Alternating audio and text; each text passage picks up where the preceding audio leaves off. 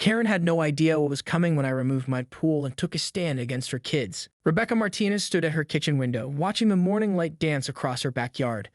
The above-ground pool gleamed like a blue mirror, a testament to summer's past and present.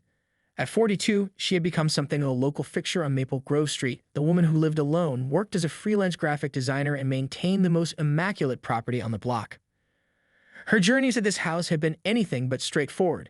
10 years ago, after a difficult divorce that left her financially and emotionally drained, Rebecca had scraped together every penny to purchase this modest suburban home. The pool had been her first major investment, a symbol of reclaiming her independence and creating a space of pure joy. She remembered the day it was installed, how the workers had carefully positioned it in the sunniest part of her backyard, how she had meticulously selected tile borders and invested in the highest quality maintenance equipment. During the summers, the pool had been her sanctuary. Her now-grown children, Michael and Emma, had learned to swim here during their teenage years. Though they had long since moved out, Michael to a tech job in Seattle, Emma pursuing her medical residency in Boston, the pool remained a cherished memory keeper.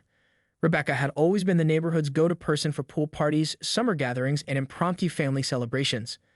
The neighborhood of Maple Grove had changed slowly but steadily over the past few years. Young families had begun replacing the older residents, bringing with them a different energy. Where once neighbors knew each other deeply, now interactions were increasingly superficial. Quick waves, rushed conversations, social media connections that replaced genuine human contact. Karen Thompson and her family had moved in 3 houses down 2 years ago. A stay-at-home mother with 3 children, Jaden, 12, Sophia, 10, and Lucas, 8. She represented the new wave of young families transforming the street. Her husband, Mark, worked in sales and was often away, leaving Karen to manage the household and children primarily on her own. From the beginning, Rebecca had tried to be welcoming. She had brought over homemade apple pie when the Thompsons first moved in, engaged in pleasant small talk during neighborhood events, and maintained a cordial, if distant, relationship with Karen. But something had been shifting, subtly at first, then with increasing obviousness. The children had begun to view her backyard as an extension of their own playground. What started as occasional curious glances over the fence had gradually transformed into something more invasive. Rebecca had always loved children and understood their natural curiosity, but there was a difference between childhood wonder and outright disregard for personal boundaries. Her perfectly maintained pool, once a source of pride, was beginning to feel less like a personal retreat and more like a public attraction. The pristine blue water that she had always kept chemically balanced and sparkling clean was now frequently disturbed by unauthorized entries, mysterious objects floating near the edges, and signs of wear that suggested unsupervised activity. Rebecca sighed, taking a final sip of her morning coffee. Something would have to change. She could feel it in her bones, a tension building, a line being drawn in the metaphorical sand. Little did she know how dramatically that line would be drawn and how profoundly it would reshape not just her life, but the entire dynamics of Maple Grove Street. The first significant incident occurred on a humid Tuesday afternoon in late June. Rebecca had been working on a design project, her home office overlooking the backyard, when a sudden commotion drew her attention. Through the window, she watched in disbelief as Jaden Thompson, the oldest of Karen's children, scaled her wooden fence with the agility of a seasoned climber. It wasn't alone. Sophia and Lucas followed close behind, their giggles carrying across the meticulously maintained lawn. Rebecca froze, her hand hovering over her computer mouse, watching as the children began to explore her backyard with a brazenness that defied all neighborhood etiquette. Jaden, a lanky 12-year-old with a shock of unruly brown hair, approached the pool first. Rebecca saw him testing the pool cover, pressing down with increasing force. Sophia, a petite 10-year-old with blonde pigtails, began collecting Rebecca's carefully arranged pool toys, each one a memory from her own children's younger years. Little Lucas, barely 8, started picking flowers from her carefully cultivated garden beds. The violation was complete and calculated. This wasn't a moment of childish curiosity, but a deliberate invasion of her personal space. Rebecca's initial response was measured. She stepped out onto her back porch, her voice calm but firm. "Children," she called out, "you need to leave. This is private property." Jaden turned, a defiant glint in his eye that stopped Rebecca short. "My mom says it's fine," he declared, his voice a mixture of challenge and dismissal. Sophia continued collecting toys while Lucas began pulling up flowers, roots and all. When Karen Thompson arrived home later that afternoon, Rebecca decided to address the issue directly. She walked over to the Thompson house, rehearsing her words carefully. Diplomacy had always been her preferred approach. Karen answered the door with a harried expression, a toddler balanced on her hip and a phone tucked between her ear and shoulder. She wore yoga pants and an oversized t-shirt that had seen better days, the universal uniform of overwhelmed motherhood. "Hi, Karen," Rebecca began. "I wanted to talk to you about the children being in my backyard earlier today." Karen's response was dismissive from the start. "Oh, they were just playing," she said, shifting the toddler to her other hip. "Kids need space to explore. It's not like they were doing any harm." But they had done harm. Rebecca knew it, and deep down, she suspected Karen knew it too. The pool toys were scattered, the garden was damaged, and there was a fundamental disrespect for personal boundaries that went beyond mere childhood curiosity. As the conversation progressed, it became increasingly clear that Karen viewed Rebecca's concerns as an attack. "Not everyone understands what it's like to have children," she said, her tone growing defensive. "They need space to be kids." Rebecca felt her patience wearing thin. She had raised 2 children of her own, and never would she have allowed them to trespass on a neighbor's property so blatantly. The line between childhood exploration and outright disrespect had been crossed, and Karen seemed either unwilling or unable to see it. What began as a simple conversation was quickly becoming a neighborhood powder keg. Rebecca realized that this was about more than just a few children wandering into her backyard. This was about respect, boundaries, and the changing dynamics of community. Little did she know this was just the beginning of a conflict that would soon consume Maple Grove Street. The breaking point came on a sweltering Saturday afternoon when the temperature soared past 95 degrees. Rebecca had spent the morning meticulously cleaning her pool, carefully checking the chemical balance and scrubbing every inch of the pool liner. She had always taken pride in maintaining her pool in pristine condition, a habit formed from years of careful ownership and the memories of her own children's summer days. Around 2 p.m., she noticed something was wrong. The pool liner, which had been perfectly clean and intact just hours earlier, now bore strange marks. Long, jagged tears stretched across the blue surface, creating a spiderweb of damage that would require complete replacement. These weren't accidental scratches or normal wear and tear. These were intentional, deliberate marks of destruction. Rebecca's mind immediately went to the Thompson children. She walked the perimeter of her backyard, documenting everything with her smartphone camera. Torn flower beds, footprints in her carefully maintained garden, and now the pool liner. Each piece of evidence told the story of systematic invasion and destruction. The timing was precise. She recalled seeing Jaden and his siblings earlier that morning, sneaking glances over the fence. Their mother, Karen, had been engrossed in a phone call, paying no attention to her children's whereabouts. Rebecca had assumed they were playing in their own yard, but now the evidence suggested otherwise. Her hands trembled slightly as she scrolled through the photographs. Years of maintaining this pool, of creating a personal sanctuary, were now compromised. The pool had been more than just a water feature. It was a symbol of her independence, her resilience after a difficult divorce, a place of summer memories with her now-grown children. When Karen arrived home later that afternoon, Rebecca was waiting. She had spent hours collecting evidence, printing out photographs, and preparing her case. This was no longer about a simple neighborhood dispute. This was about fundamental respect and property damage. Karen's initial response was typical of their previous interactions. She stood on her front porch, arms crossed, a look of defensive irritation spreading across her face. "What now?" she asked, her tone sharp and dismissive. Rebecca presented her evidence methodically, the torn pool liner with close-up photographs showing the extent of the damage, the trampled garden beds, the clear signs of repeated trespassing. Each piece of evidence was documented, time-stamped with precise details. "This has gone beyond children playing," Rebecca explained, her voice calm but firm.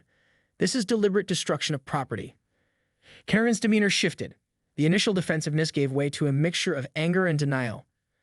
"My children would never," she began, but the photographs spoke louder than her words. The evidence was clear, documented, irrefutable. "I tried to be patient," Rebecca continued. "I've tried to discuss this multiple times, but this goes beyond a simple misunderstanding. This is serious property damage." The neighborhood seemed to hold its breath. What had begun as a quiet dispute was now a full-blown confrontation. Neighbors peeked through curtains, children stopped their play, the usual Saturday afternoon sounds muted by the tension. Rebecca knew this moment was pivotal. Something would have to change dramatically and immediately. The pool, her sanctuary, her personal retreat, had become ground zero for a neighborhood conflict that was about to explode. The decision to remove the pool was not made in anger, but with calculated precision. Rebecca spent the next week meticulously planning her strategy. She began by consulting with a local contractor, documenting the damage and researching her legal options. The pool removal would be more than just a physical transformation of her backyard. It would be a statement. Her first step was to contact the Neighborhood Homeowners Association. She compiled a comprehensive dossier, photographs of the damage, time-stamped records of previous incidents, and detailed accounts of her interactions with Karen Thompson. Each document was carefully labeled, each communication preserved with the precision of a professional archivist. Mark, her go-to contractor, arrived on a Tuesday morning. He was a methodical man in his late 50s who had worked on Rebecca's property several times over the years. As he inspected the pool, he shook his head. "These tears in the liner," he said, pointing to the damage. "This wasn't an accident. This was deliberate." The pool removal process was carefully orchestrated. Rebecca made sure to document every step. She videotaped the initial assessment, the dismantling process, and the gradual transformation of her backyard. Each piece of equipment was removed with purpose, each section of the pool carefully documented. Neighbors began to take notice.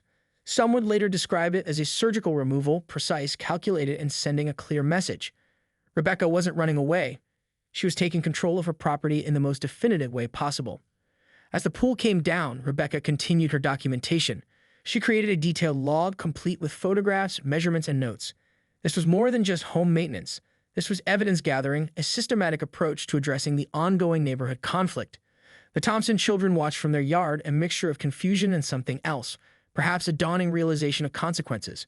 Jaden, the oldest, seemed particularly subdued. Gone was the defiant attitude from previous encounters, replaced by a quiet uncertainty. Rebecca's daughter Emma called during the process. "Mom," she said, hearing the sounds of construction in the background, "are you really taking down the entire pool?" "It's not about the pool," Rebecca explained, her voice calm and measured. "It's about boundaries, about respect." The removal took 3 full days. By the end, where the pool had once stood was now a carefully prepared space. Rebecca had plans, a meditation garden perhaps, or a small workspace that would connect her home to the outdoors. Whatever came next would be on her terms. Throughout the process, she remained professional. No angry outbursts, no dramatic confrontations, just a methodical, precise removal of the source of conflict. It was a power move that spoke volumes without saying a word. As the last piece of pool equipment was removed, Rebecca stood in her backyard, surveying the transformed space. The neighborhood seemed different, quieter, more expectant. Something had changed and everyone knew it. The pool was gone, but something more significant was taking its place, a clear, unmistakable boundary. Rebecca had made her statement, and the neighborhood was about to listen. Word traveled fast on Maple Grove Street, and nowhere faster than through the intricate network of neighborhood group chats, local Facebook groups, and over-the-fence conversations. Rebecca's pool removal became the most talked-about event since the Johnson family's controversial landscaping renovation 3 years prior. Margaret Henderson, the self-appointed social curator of the neighborhood, hosted her weekly bridge club the Wednesday after the pool's removal. Her living room became ground zero for speculation and divided opinions. Sitting around the card table with bone china teacups and carefully arranged pastries, the women dissected every detail of the unfolding drama. "She's always been a bit particular," drawled Susan Martinez, no relation to Rebecca, as she placed a carefully calculated bid. "Childless women often are, you know. They don't understand the chaos of family life." Helen Winters, a retired school principal, pushed back immediately. "That's nonsense, Susan. Rebecca raised 2 successful children. This is about basic respect for property."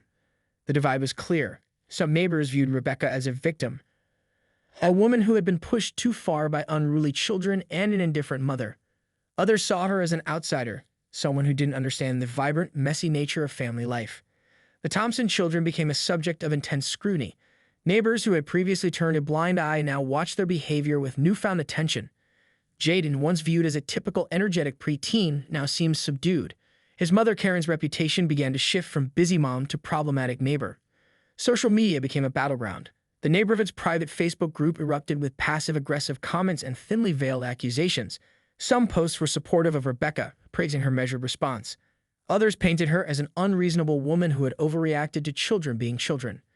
Tom Richardson, a local real estate agent, saw potential implications beyond the immediate conflict. "Property values are about community dynamics," he explained to his wife over dinner. "If this escalates, it could impact how people view our neighborhood."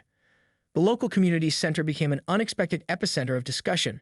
During yoga classes, book clubs, and community meetings, the pool incident became a topic of hushed conversations. Parents began to have more serious discussions with their children about respecting other people's property. Karen Thompson felt the weight of collective judgment. Trips to the local grocery store became exercises in awkwardness. Conversations would halt when she approached, eyes would dart away, and a palpable tension would fill the air. The tight-knit community that had once seemed so welcoming now felt increasingly hostile. Rebecca, meanwhile, remained remarkably composed. She continued her freelance design work, tended to her now transforming backyard, and maintained a dignified silence. Her lack of dramatic response only added to the intrigue surrounding her actions. The neighborhood was changing. What had begun as a simple dispute about a backyard pool had become a referendum on community values, parental responsibility, and personal boundaries. Every household on Maple Grove Street was taking sides, whether they wanted to or not. As summer progressed, the empty space where the pool once stood became a silent monument to the conflict. It was a reminder that sometimes the most powerful statement is made not through confrontation, but through calm, deliberate action. The Maple Grove Homeowners Association meeting was typically a mundane affair. Held on the first Tuesday of every month in the community center's basement, it attracted only the most dedicated or most bored residents. But the August meeting would be different. Everyone knew it. Robert Grayson, the association's president, was a retired lawyer with a reputation for meticulous attention to detail. Balding with wire-rimmed glasses and a pressed button-down shirt, he had a way of making even the most trivial matters feel like matters of significant legal import. As he called the meeting to order, the room was packed, standing room only, with residents craning their necks to hear every word. Rebecca Martinez sat near the back, her folder of documentation carefully prepared. She wasn't there to make a scene, but to present her case with the same professional calm she approached her graphic design work. Karen Thompson sat on the opposite side of the room, her body language a mixture of defiance and uncertainty. "We have a situation that requires our immediate attention," Robert began, his voice carrying the weight of years of bureaucratic experience. "A matter of property boundaries, repeated trespassing, and potential property damage." The room fell silent. Robert methodically went through Rebecca's documentation. Photographs of the damaged pool liner, timestamp records of repeated unauthorized entries, detailed accounts of previous conversations with Karen Thompson. Each piece of evidence was projected onto the wall, creating a narrative that was difficult to dispute. Karen's husband, Mark, tried to interject. "Kids will be kids," he muttered, but the words fell flat in the face of such comprehensive documentation. The association members, a mix of longtime residents and newer homeowners, listened intently. This was more than a simple neighborhood dispute. This was about the fundamental rules that kept their community functioning. Sarah Jenkins, a real estate attorney who had recently moved to the neighborhood, spoke up. "These aren't just minor infractions," she said, her voice clear and professional. "This is a pattern of behavior that demonstrates a complete disregard for personal property." Rebecca remained calm, her posture straight, her expression neutral. She wasn't seeking revenge. She was seeking resolution. The association had several options. They could issue a warning. They could impose fines. They could mediate a resolution. But the evidence was clear. Something needed to be done. After 2 hours of discussion, the board reached a decision. They would issue an official warning to the Thompson family. Any further incidents of trespassing or property damage would result in significant fines and potential legal action. The message was clear. Respect for property boundaries was non-negotiable. As the meeting concluded, the room buzzed with conversation. Neighbors who had previously taken sides now found themselves united by a common understanding. The Thompsons had crossed a line, not just with Rebecca, but with the entire community. Karen sat stunned, the weight of the association's decisions settling around her like a heavy cloak. Mark looked shell-shocked, the casual kids will be kids attitude stripped away by the formal proceedings. Rebecca gathered her documents, her movements deliberate and measured. She had never sought to humiliate the Thompsons. She had simply sought to protect her property and her peace. As she walked out of the community center, the summer evening air felt different. Something had shifted in the neighborhood. A new line had been drawn, and everyone knew it.